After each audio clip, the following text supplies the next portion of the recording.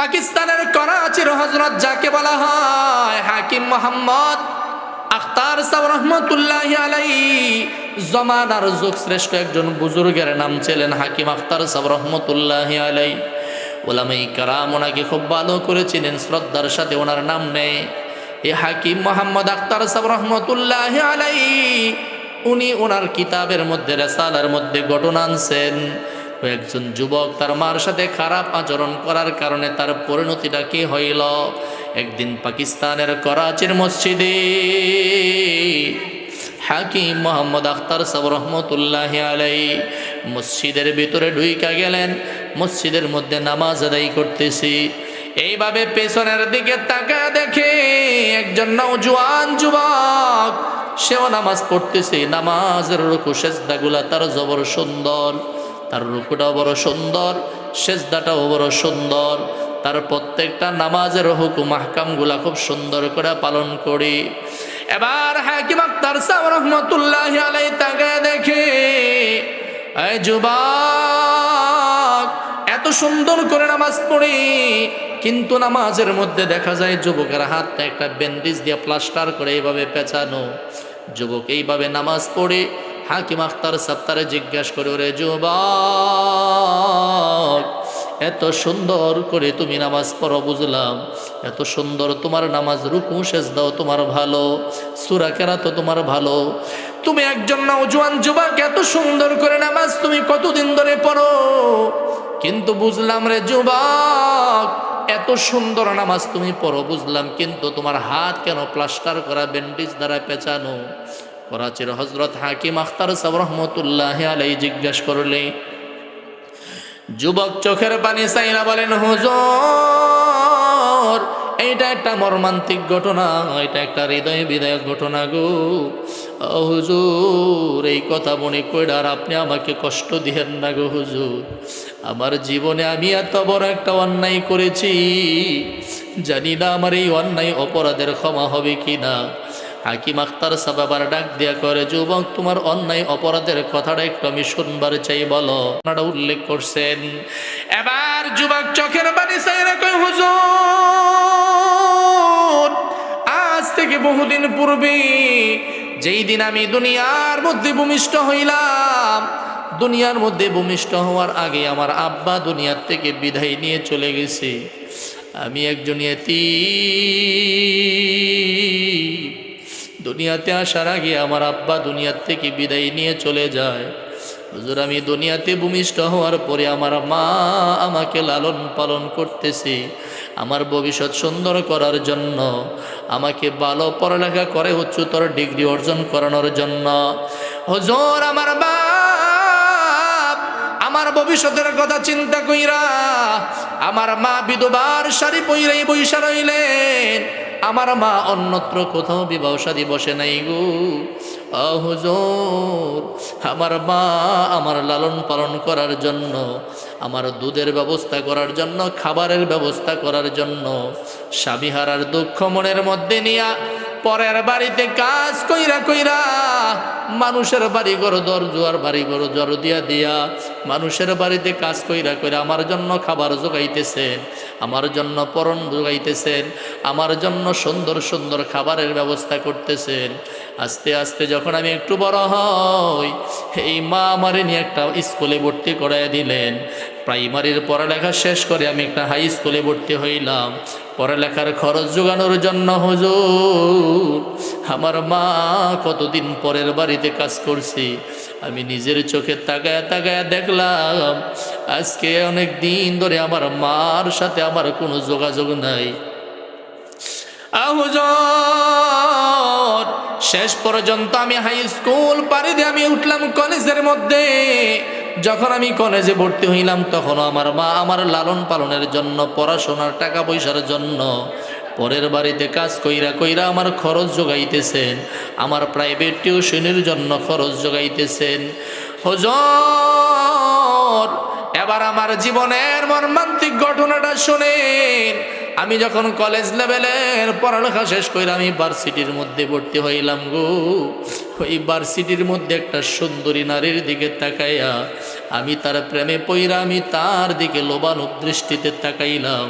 আস্তে আস্তে একদিন দুই দিন তার সাথে আমার প্রেম আলাপ আরিচারিতা শুরু হয়ে যায়।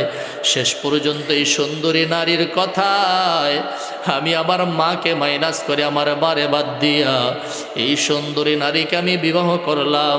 ওই দিক দিয়ে আমার মা পরের বাড়িতে কাজ করে আমার জন্য প্রাইভেট টিউশনের টাকা ব্যবস্থা করি, কিন্তু আমি আমার মাকে না জানাইয়া এই সুন্দরী নারীকে আমি বিবাহ করলাম। বিবাহ কইরা আমি কিছুদিন পরে আমার মার কাছে বাড়িতে নিয়ে গেলাম। আমার মার সামনে নিয়ে বললাম, মা রে দেখো, এটা তোমার পুত্রবধূ, আমার বউ। আমার মা চোখের পানি সাইরা দিয়া করে, সন্তান তুই এত বড় অন্যায় করেছিস। আজ থেকে বহুদিন পর্বে যেই দিন তোর বাবা দুনিয়া থেকে বিদায় নিয়ে চলে গেছি, আমার ভাইয়েরা মানে তোর মামার আসছিল আমাকে অন্যত্র বিবাহ দেওয়ার জন্য। আমি তোর চেহারার দিকে তাকাই রে, আমি অন্যত্র বিবাহ সাদিও বসি নাই। আমি কোনোদিন স্বামীর বিটা চাইরা বাহিরেও যাওয়ার মানুষ ছিলাম না, কিন্তু তোর পড়ালেখার খরচ জোগানোর জন্য, তোর প্রাইভেট টিউশনির পয়সা জোগানোর জন্য, তিন বেলা ধরে তিন মুঠো খাবার ব্যবস্থা করার জন্য রে সন্তান, আমি মানুষের বাড়িতে কাজ কইরা কইরা এই পর্যন্ত তোরে আনলাম। আর আজকে তুই এত সুন্দরী একটা নারী বিয়ে করছিস, আমি মার একটু জানানোর প্রয়োজন মনে করলি না? এরকম ফোরা কপাইল্লা যুবক বাংলাদেশে আছে না নাই? আরো জোরে বলেন, আছে না নাই? মুসলমান ভাইরা রে আমার, এবার মা সন্তানের সাথে অভিমান করার পরেও, রাগ করার পরেও একটা মুস্কি হাসি দিয়া সুন্দরী মেয়েটার দিকে তাকায়া কয়, না ঠিক আছে, তোর চয়েস ভালো, রুচি ভালো, আমার পুত্রবধূ জবর পছন্দ হয়েছে, ভালো লাগছে। নববধূরারে সুন্দর করে বরণ করে মানিয়া নিলেন। কিন্তু একদিন যায়, দুই দিন যায়, তিন দিন যায়, এই পুত্রবধূ মার সাথে থাকে, মানে শাশুড়ির সাথে থাকে। একদিন দুই দিন কথা কাটাকাটি করতে করতে শেষ পর্যন্ত ওই পুত্রবধূর মোড়ের মধ্যে ঢুকলো যে আমি আমার শাশুড়ির সাথে থাকবো না, আমি আমার স্বামী নিয়ে ঢাকা শহর থাকবো, বড় ফ্ল্যাট বাসা নিয়ে বাড়া থাকবো, আমি আমার স্বামীর সাথে রং তামাশা করবো, একবেলা রান্না করলে করব, আরেকবেলা আমি ঘুমাবো, রং তামাশা করব। এই চিন্তা চেতনা যখন এই মেয়ের ভিতরে ঢুকলো, মার সাথে একদিন দুই দিন তিন দিন কথা কাটাকাটি করে শেষ পর্যন্ত মার কলিজাটা পর্যন্ত জাজরা করে ফেলছি। শেষ পর্যন্ত স্বামীর কাছে, মানে পুত্রবধূ তার হাজবেন্ডের কাছে বিচার দেয়, রে আমার স্বামী, তোমার মার সাথে আমার ঘর সংসার করা সম্ভব না, তোমার মার কাছ থেকে যদি আমারে দূরে নিয়ে রাখো তো রাখবা, নাইলে আমি তোমার ঘরে থাকবো না। এরকম কিছু পুত্রবধূ আমাদের সমাজে আছে না নাই? আরো জোরে বলেন, আছে না নাই? মুসলমান ভাইরা রে আমার, এইভাবে যখন নাকি এক কান দুই কান তিন কান করতে করতে, একদিন দুই দিন তিন দিন করতে করতে স্বামীর কানটাকে ভারী করে ফেলছে, স্বামী আবার মার কথা বই লাগিয়া বউর কথায় চলে। এরকম বীর পুরুষ আছে না নাই? বউর কথায় চলে, মার কথা শোনে না, বাবার কথা শোনে না, ভাইয়ের কথা শোনে না, সংসারের কেউর কথা শোনে না, বউর কথায় চলে। এরকম বীর পুরুষ আছে না নাই? এটা কি বীর পুরুষ না কাপুরুষ? মুসলমান ভাইরা রে আমার, এবার পুত্রবধূ একবার দুইবার তিনবার স্বামীর কান ভারী কইরা শেষ পর্যন্ত ওই পোড়া কপাইল্লা যুবক মার সাথে খারাপ আচরণ কইরা ঢাকা শহর নিয়ে তারে বিশাল বড় ফ্ল্যাট বাড়ির মধ্যে রাখলেন। রাখার পরে একদিন দুই দিন তিন দিন এইভাবে যাইতেছে, মার সাথে সম্পর্ক খারাপ, মার থেকে দূরে সরে গেল। এক পর্যায়ে মার সাথে এত সম্পর্ক খারাপ, স্ত্রীর কথায় শেষ পর্যন্ত মাকে এমন জোরে আঘাত করছে, পোড়া কপাল, পোড়া কপাল। এই জন্য রসুল বলছেন, সমস্ত অপরাধের বিচার হবে হাসরের ময়দানে। ওরে যুবক, মা বাবার সাথে যদি খারাপ আচরণ করো, দুনিয়াতে তোমার বিচার হবে, অন্যায়টার বিচার হবে। এবার এই এক পর্যায়ে মাকে এমন জোরে আঘাত করছে, মা এবার আর সহ্য করতে না পাইরা দুইটা হাত মালিকের কাছে উঠাইয়া আল্লাহর কাছে বদদুয়ার হাত বাড়াইয়া দিছি। জবান খুলে বলেন, মাকে হাত তুইলা বদদুয়া করার দরকার আছে নাকি? বাবা কি কোনোদিন সন্তানের জন্য হাত তুলে বদদোয়া করার দরকার আছে? হাদিসের মধ্যে রসুল বলছেন, কোনো মা বাবা যদি সন্তানের জন্য দোয়া করে তাও কবুল হয়, সন্তানের জন্য যদি বদদোয়া করে তাও কবুল হয়ে যায়। মা সহ্য করতে না পাইরা শেষ পর্যন্ত স্ত্রীর কথায় মাকে যখন আঘাত করছি, আর সের মালিকের কাছে হাত তুইলা বলছেন, মালিক,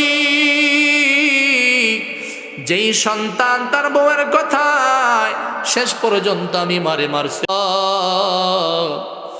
দুইটা নালিশ তোমার কাছে দিয়া দিলাম। এক নাম্বার নালিশ হলো, যেই হাত দ্বারা বউয়ের কথা আমি মারছি, এই হাতটা তুমি দুনিয়ার মধ্যে পচাইয়া দিবা, অকেজো বানাইয়া দিবা। দুই নাম্বারে, আমি মা যদি দুনিয়ার থেকে কোনোদিন বিদায় নিয়ে চলে যাই, গ্রামের সব মানুষ আমার জানাজা দেবে, কাফন দাফন দিবে, কিন্তু রে মালিক, এই সন্তান, কুলাঙ্গার সন্তান যেন আমি মার জানাজা দিতে না পারে।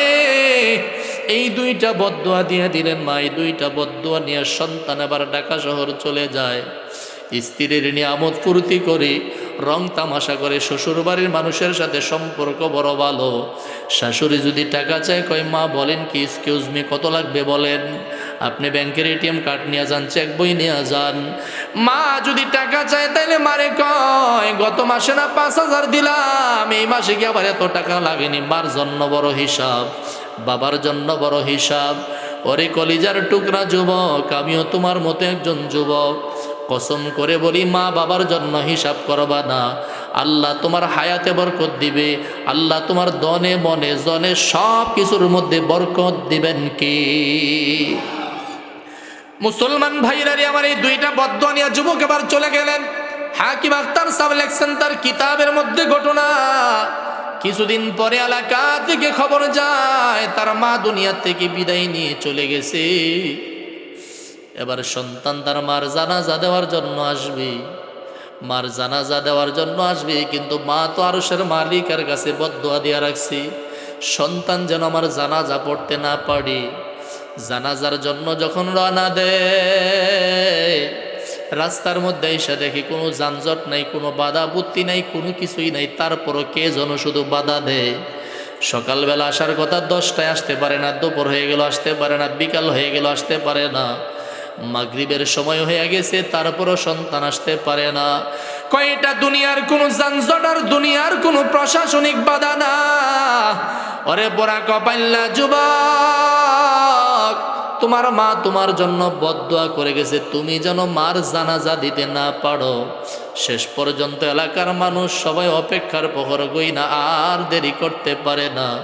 সন্ধ্যা গণে আসছে, আবার সবাই মিলা সিদ্ধান্ত নিলেন যে আর দেরি করা যায় না, এবার কাফন দাফন সব কমপ্লিট করে, জানাজা কমপ্লিট করে দাও, সমাহিত করে ফেলো।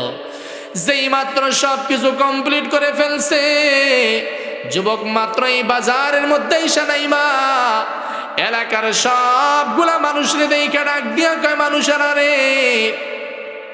তোমরা কি আমার মার জানাজা দিয়া ফেলছো নাকি? জানাজা কমপ্লিট হয়ে গেছে নাকি? আর তোমার জন্য কত অপেক্ষা করব রে যুবক, আমরা সেই সকাল থেকে তোমার জন্য অপেক্ষা করতেছি, কিন্তু তোমার মার জানাজার যতই লেট করতেছি তুমি আসতে পারো না। শেষ পর্যন্ত তোমার অপেক্ষায় আর দেরি না করে জানাজা কমপ্লিট করে আমরা দাফন করে ফেললাম। এবার যুবক একটা চিৎকার দিয়া জমিনের মধ্যে বেহুশ ডাক দিয়া কয়, শোনা আমার পোড়া কপাল, এইটা দুনিয়ার কোনো বাধা না। আমি আমার বউয়ের কথা, স্ত্রীর কথায় আমি আমার মারে মারছি, যার কারণে আমার মা হাত তুইলা আল্লাহর কাছে দোয়া করছিল আমি যেন জানাজা পড়তে না পারি। হাত তুইলা দোয়া করছিল আমার হাতটা যেন পয়সা যায়। আমার পোড়া কপাল, আমি জানাজাও পড়তে পারি নাই। কিছুদিন যাইতে না যাইতে হাতের মধ্যে কি যেন হইল। যত ডাক্তার, কবিরাজ, এফআরসিএস যত কিছুই দেখায় না কেন, কোনো ডাক্তার তার হাতের রোগ ধরতে পারে না। হাতটা আস্তে আস্তে পচতে পচতে পচতে পচতে দুর্গন্ধ ছড়াইতেছি। এলাকার মানুষ তারে দুর্গন্ধের কারণে গ্রাম থেকে বের করে দিছে। যেই সুন্দরী স্ত্রীর কথায় মারে সারছে, ওই সুন্দরী স্ত্রী আবার ডাক দেয় কয়, তোর শরীর থেকে গন্ধ আসে, তোর সাথে ঘর সংসার করব না। শেষ পর্যন্ত সুন্দরী স্ত্রীটাও তারে তালাক দিয়ে চলে গেছে, ডিভোর্স করে চলে গেছে। এবার হাকিম আক্তার সাহেব জিজ্ঞাসা করে, তোমার হাত কেন ব্যান্ডেজ দ্বারা পেঁচানো মনে আসেনি? হাকিম আক্তার সাহেব জিজ্ঞাসা করে, হাত কেন ব্যান্ডেজ দ্বারা পেঁচানো? কয়, হুজুর জীবনে এত বড় অন্যায় আমি করেছি, স্ত্রীর কথায় আমি মার সাথে খারাপ আচরণ করছি, স্ত্রীর কথায় আমি আমার মারে মারছি, হুজুর এই কারণে আমার হাত পয়সা গেছে, সুন্দরী স্ত্রী আমারে ডিভোর্স করে চলে গেছে, বন্ধু বান্ধব আমারে কেউ পছন্দ করে না, হুজুর এখন আমি মসজিদে মসজিদে ঘুরি আর নামাজ পড়ি, আল্লাহর কাছে দোয়া করি, হুজুর বলে আমার কি জীবনেও এই অন্যায় মাফ হবে নাকি? হুজুর ডাক দিয়া কয়, তোর অন্যায়ের কোনো ক্ষমা নাই, তোর অন্যায়ের কোনো মাফ নাই, কিন্তু তুই যদি 3টা কাজ করতে পারস, হতে পারে তোর মা কবরের মধ্যে থাইকা তোর জন্য দোয়া করবে, হতে পারে তোর কবর আযাব একটু বন্ধ হইতে পারে। কই কোন 3টা নেক আমল আমি করব? কই দুনিয়ার মধ্যে মা যদি থাকতো তাহলে মার জন্য কি করতি? কই মার জন্য যা অন্যায় আমি করছি, এখন মারে আমি কলজাকাইটা দিয়ে দিতাম। কই এখন যদি তুই সারা জিন্দিগিও কাঁদস রে যুবক, মা একবার হারাইলে জিন্দিগিতে কোনোদিন খুঁজা পাওয়া যায় না। এই জন্য মা বাবার সাথে ভালো আচরণ করা দরকার আছে না নাই? আর জোরে বলো যুবক, দরকার আছে না নাই? এই জন্য রাসূল বলেন উকুকুল ওয়ালিদাইন, 3 নম্বরে হলো মা বাবার সাথে ভালো আচরণ করা। আল্লাহ তাআলা কোরআন শরীফের মধ্যে বলেন ওয়াবিল ওয়ালিদাইনি ইহসানা, মা বাবার সাথে ইহসানের আচরণ করা। উফিল্লাহুমা, তাদের সাথে দমক দিয়ে কথা বলবা না। ওয়ালা তানহারহুমা ওয়াকুল্লাহুমা কওলান কারীমা, তাদের সাথে নরম স্বরে কথা বলবা। ওয়াখফিদলাহুমা জানাহাজ্জুল্লি মিনার রাহমা, তাদের জন্য রহমতের চাদর বিছায়া দিবা, তাদের জন্য দানের হাত সহযোগিতার হাত বাড়াইয়া দিবা। মা বাবার জন্য যত পারো ব্যয় করবা, কপাল খুলে দিবেন কে? মুসলমান ভাইরা রে আমার, আল্লাহ রাসূল একদিন জান্নাতুল বাকির দিকে যাচ্ছিলেন। জান্নাতুল বাকির গুরুস্থানের মধ্যে দেখতেছি হঠাৎ কবরের মধ্যে আগুন জ্বলতেছে, আযাব চলতেছে। আল্লাহ রাসূল বলেন, আমি কবরের পাশে একটু দাঁড়াইয়া হাত তুলে আল্লাহর কাছে দোয়া করব, হতে পারে কবরের আযাব বন্ধ হয়ে যেতে পারে, কবরের আযাব হালকা হইতে পারে। আল্লাহর নবী হাত তুলে দোয়া করলেন, কবরের আযাব বন্ধ হইতেছে না। আল্লাহ রাসূল আবার হাত তুললেন, দোয়া করলেন, কবরের আযাব বন্ধ হয় না। জিবরাইল আমিন ডাক দিয়া বলেন, ইয়া রাসূলুল্লাহ, ইয়া হাবিবাল্লাহ, আপনি কবরের পাশে যদি 1 বার 2 বার 3 বার নয়, যদি কবরের পাশে 32 বারও দোয়া করেন গো নবীজি, কবরের আযাব বন্ধ হবে না। কারণ এই কবরের ভিতরে মা বাবার একটা অবাধ্য সন্তান, যে নাকি দুনিয়াতে মার মনে কষ্ট দিছে, বাবার মনে কষ্ট দিছে, বাবারে তুচ্ছ তাচ্ছিল্য করে কথা বলছে, মারে দমক দিয়ে কথা বলছে, এরকম একটা কুলাঙ্গার যুবক মায়ের মনে কষ্ট দিয়া কবরের মধ্যে শুয়ে রইছি, যার কারণে তার কবরের মধ্যে আগুন। আল্লাহ রাসূল ডাক দিয়া কয়, খবর নিয়ে দেখো এই কবরটা কোন যুবকের। দৌড়ে যায়, দেখে যুবকের মা এখনো দুনিয়ার মধ্যে জীবিত আছে। ডাক দিয়া করে, মা আপনার সন্তানের কবরের মধ্যে ধাউ ধাউ করে আগুন জ্বলতেছি। আল্লাহর নবী কথা বলার পরে মা একটা চিৎকার দিয়া জমিনে বেহুশ। ডাক দিয়া কয়, ইয়া রাসূলুল্লাহ, ইয়া হাবিবাল্লাহ, আমার সন্তান আমারে যত প্রকারের আঘাত দিছে, যতই মনের মধ্যে কষ্ট দিছে গো হুজুর, এই মুহূর্তে আমি আমার সন্তানের সব অন্যায় অপরাধ মাফ করে দিলাম। হুজুর ডাক দিয়া কয়, যদি আপনার সন্তানরা আপনি মাফ না করেন তাহলে কবর আযাব কোনোদিন বন্ধ হবে না। কয়, মা আমার সন্তান যদি দুনিয়ার মধ্যে বিপদের মধ্যে পড়ে যায়, দুনিয়ার সব মানুষ সহ্য করতে পারলেও মা সহ্য করতে পারে না, যার কারণে মা একটা চিৎকার দিয়া কয়, হুজুর অন্যায় মাফ করে দিলাম। রাসূল বলেন, সাথে সাথে তার কবরের আযাব বন্ধ হয়ে গেছে। রাসূলের যুগের একজন সাহাবী নাম ছিল আলকামা রাদিয়াল্লাহু তাআলা আনহু, যে আলকামা রাদিয়াল্লাহু তাআলা আনহু মার সাথে সম্পর্ক ভালো ছিল না। আলকামা রাদিয়াল্লাহু তাআলা আনহু যখন মৃত্যুবরণ করবে, ওই সময় তার জবান দিয়া কালিমা বের হয় না। দৌড়াইয়া সাহাবিরে রসুলের কাছে পাঠাইলেন। রসুল সাহাবি হজরত বেলালরে পাঠাইয়া দিলেন। হজরত বেলাল আইসা দেখে আলকামার জবান দিয়া কালিমা বের হয় না, মৃত্যুর শয্যায় আছি। ডাক দিয়া বলেন, আলকামা, ও আলকামার মা, আপনার সন্তানের সাথে আপনার সম্পর্ক কেমন? কয় ভালো না। কয় নামাজ পড়ে দান সদকা করে সব ভালো, কিন্তু আমি মার সাথে সম্পর্ক ভালো না। এবার কয় আলকামা, আলকামার মারে রসুল ডাক দিয়া বলেন, আপনার সন্তানকে এখন আগুন দিয়া জ্বালায় দেওয়া হবে। কই কারণ? যতক্ষণ পর্যন্ত আপনি মা তারে মাফ না করবেন ততক্ষণ পর্যন্ত তার জবান দিয়া কালিমা বের হবে না। আর এমন মুহূর্তে যদি সে মারা যায় তাহলে নির্ঘাত সে আল্লাহর জাহান্নামে চলে যাবে। এই জন্য যুবক, তোমাদের হাতে ধরে পায়ে পড়ে বলি রে যুবক, জিন্দেগিতে কোনোদিন মায়ের মনে কষ্ট দিবা না। স্ত্রী যদি মইরা যায় স্ত্রী পাওয়া যাবে, মা যদি মারা যায় রে যুবক জিন্দেগিতে কিন্তু আর মা পাওয়া যাবে না। বাবা যদি মারা যায় জিন্দেগিতে কিন্তু বাবা পাওয়া যাবে না। এই জন্য রসুল বলেন, ওয়াবিল ওয়ালিদাইনি ইহসানা, মা বাবার সাথে ভালো আচরণ করা। আল্লাহ রসুল বলেন, আকবারুল কাবাইর, চারটা বড় বড় কবিরা গুনাহ। এক নম্বরে আল ইশরাকু বিল্লাহ, আল্লাহর সাথে শরীক করা। দুই নম্বরে কতলু নাসামা, মানুষ হত্যা করা। তিন নম্বরে উকুকুল ওয়ালিদাইন, মা বাবার সাথে খারাপ আচরণ করা। চার নম্বরে শাহাদাতুজ জুর, কওলাজ জুর, মিথ্যা সাক্ষী দেওয়া। এই অন্যায় অপরাধগুলা থেকে আল্লাহ আমাদের হেফাজত করেন। জোরে বলেন আমিন। এই জন্য বলতেছিলাম, এই কপাল দিয়া সেজদা করব কাকে? আর জোরে বলেন কাকে? মুসলমান ভাইরারে আমার, কারণ আল্লাহ মানুষ বানাইতে গিয়া মানুষের মধ্যে মাটির অংশ বেশি দিলেন। মাটির মধ্যে মানুষ সেজদা করবে, মাটির অংশ বেশি দিলেন। মানুষ মাটির মতো নরম হয়ে যাবে। মাটির যেরকম বাড়ি দিলে মাটি কোনো প্রতিবাদ করে না। যেই নাকি খাঁটি মুমিন সেও কোনোদিন মানুষের প্রতিবাদ করবে না। নবীওয়ালা চরিত্র, নবীওয়ালা আদর্শ তার ভিতরে ঢুইকা যাবে। এই জন্য আল্লাহ বলেন, কপাল,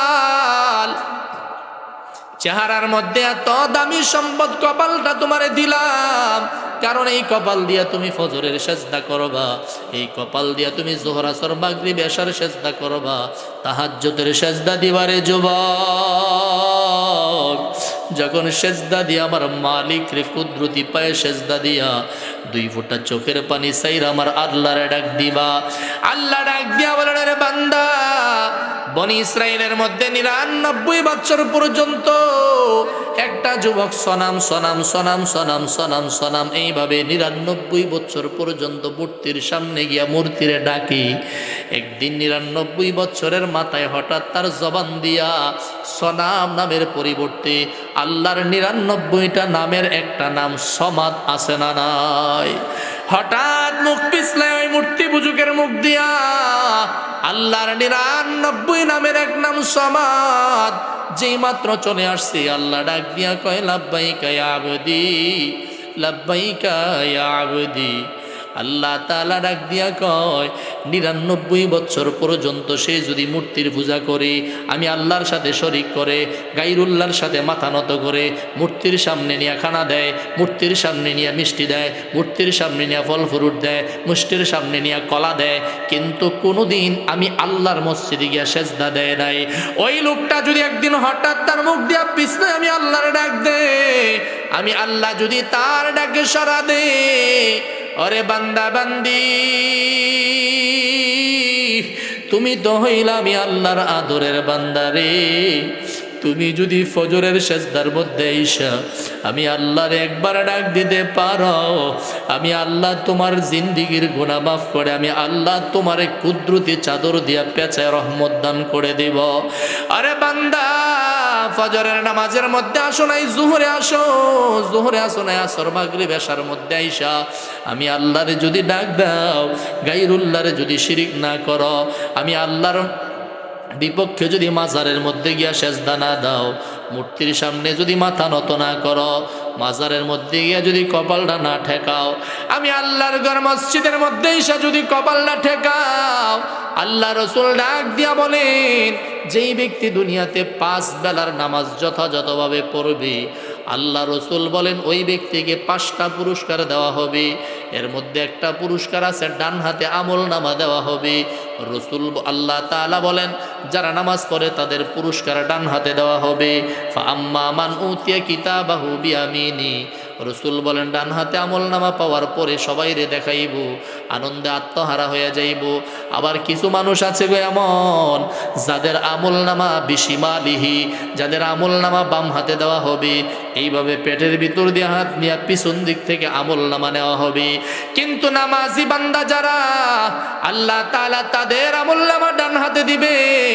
বিশেষ করে যারা ফজরের নামাজ যারা আদায় করে, আল্লাহ তাআলা বলছেন, রসুল বলছেন 5 বেলার নামাজের মধ্যে স্পেশালভাবে ফজরের নামাজটা বেশি দামি।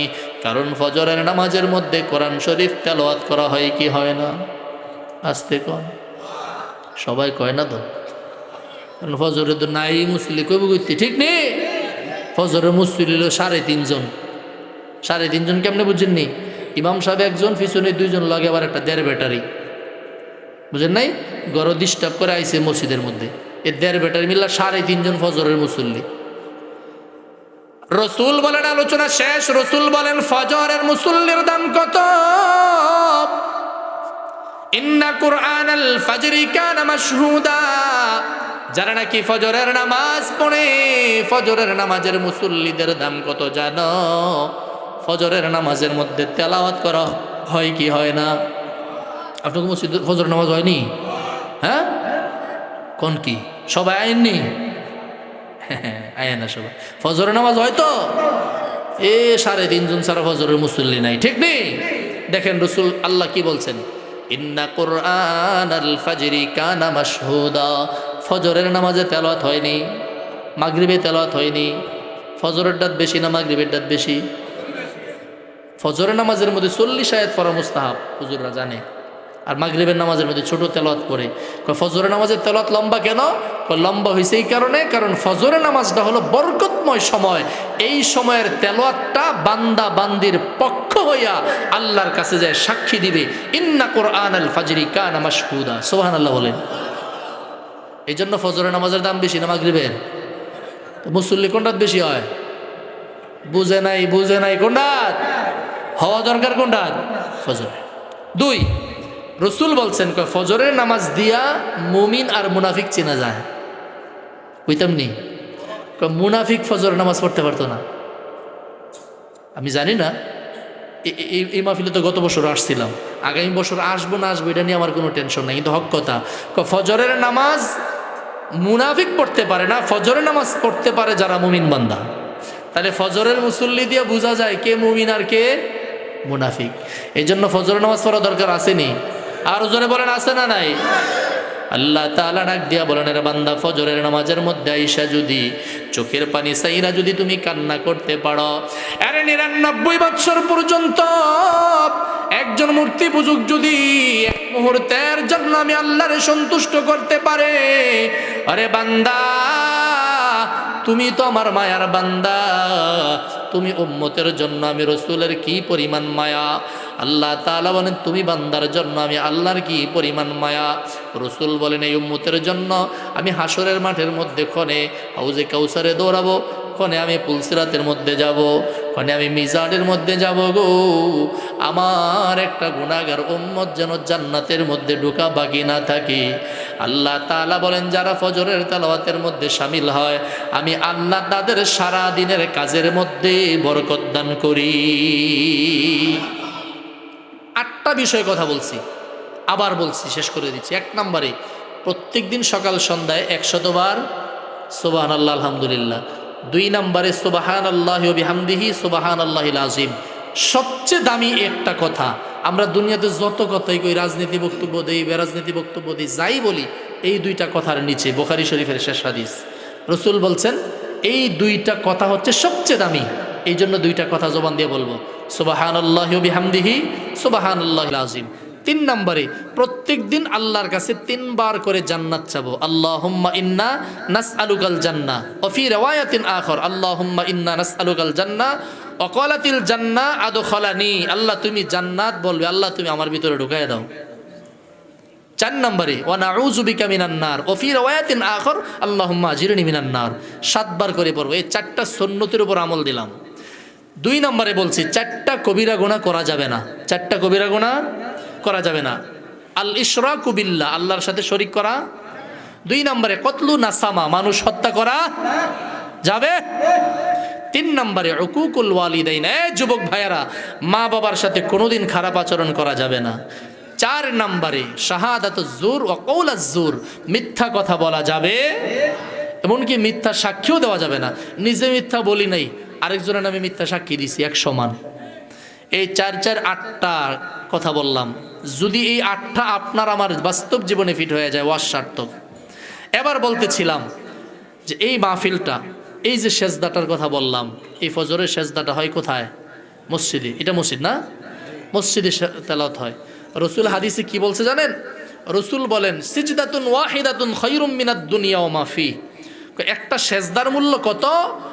মিনাদ দুনিয়া ওয়া মা ফি, তাম দুনিয়াতে যা কিছু আছে তার চেয়ে তো বেশি মূল্য হলো একটা সেজদার। পিছনেরা কয় না তো? না না কয় না, আরো জোরে কোন। সিজদাতুন ওয়াহিদাতুন খায়রুম মিনাদ দুনিয়া ওয়া মা ফি। একটা সেজদার মূল্য কত? যুবক, সারা রাত ফেসবুক আর পাবজি খেলে সময় নষ্ট করছো, একটা সেজদার মূল্য কত? রসুল বলেন সিজদাতুন ওয়াহিদাতুন খায়রুম মিনাদ দুনিয়া ওয়া মা ফি, তামাম দুনিয়াতে যা কিছু আছে তার চেয়ে তো বেশি দাম হলো একটা সেজদার। তাহলে এই সেজদাটা দেই কোন জায়গায় আমরা? এই মসজিদে। এই মসজিদটা আরো সুন্দর হওয়া দরকার আসেনি? আসতে কোন। আচ্ছা, কারা কারা চাই মসজিদটা সুন্দর হোক?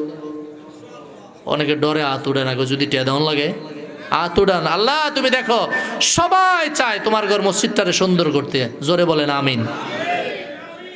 আর এই কথা, এইটা আমাদের মনের মধ্যে লালিত আছে বলেই অনেকের বাড়িতে টাইস নাই, কিন্তু মসজিদে ঠিকই টাইস আছে। ঠিক নেই? অনেকের বাড়িতে এসি নাই, মসজিদে এসি আছে। কারণ এটা আমরা নিজের ঘর থেকে বেশি মহব্বত করি বলেই এটা ইমানের দাবি। এই জন্য আমি একটা লোক চাবো যে এই মসজিদটারে আরো সুন্দর করার জন্য একটা দোতলার কাজ করতেছে, মাশাআল্লাহ।